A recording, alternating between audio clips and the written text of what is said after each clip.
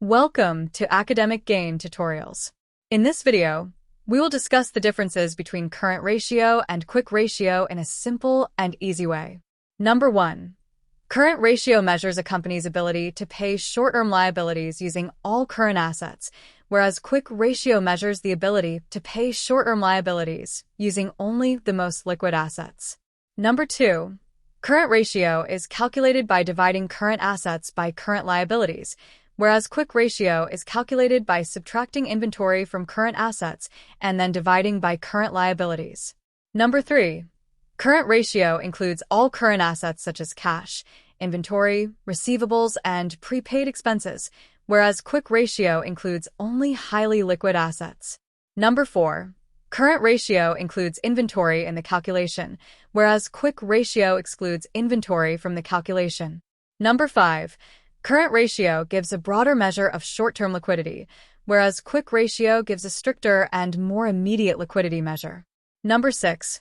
Current ratio focuses on overall working capital position, whereas quick ratio focuses mainly on immediate cash availability. Number 7. Current ratio is considered less conservative because it includes inventory, whereas quick ratio is more conservative because it excludes less liquid assets. Number 8. A high current ratio may indicate good liquidity, but not always efficient asset management, whereas a high quick ratio usually indicates stronger immediate financial health. Number 9. Current ratio may be less reliable when inventory takes longer to sell, whereas quick ratio is more reliable for measuring immediate solvency. Number 10. Current ratio is commonly used across many industries, whereas quick ratio is especially useful in industries with large inventories like retail and manufacturing. Number 11.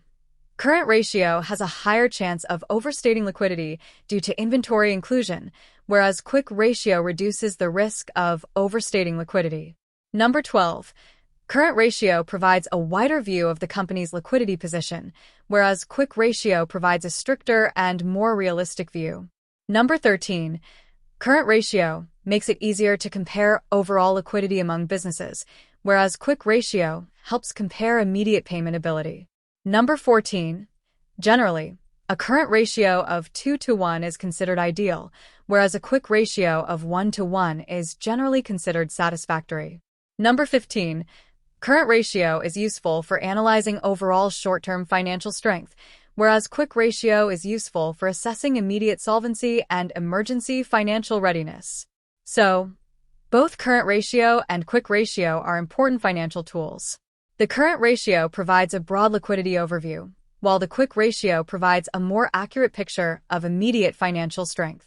If this lecture was helpful, give it a thumbs up and subscribe to the channel. Thank you.